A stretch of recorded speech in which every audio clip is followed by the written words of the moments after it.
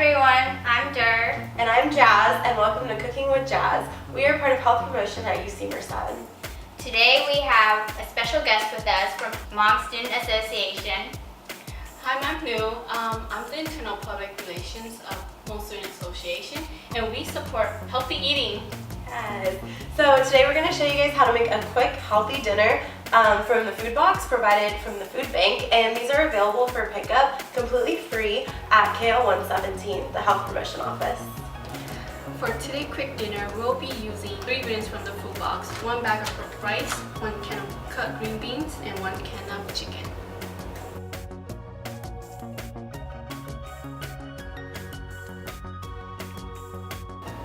We will be using a half cup of rice, 1.5 cups of water, 1 clove of garlic,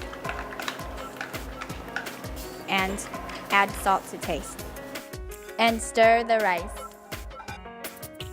Add the chicken and the green beans. Now serve the ingredients. Here's the meal that we prepared. Hope you guys enjoy.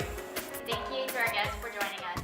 And thank you guys for watching our first video in our new series, Cooking with Jazz. See you next time. Bye.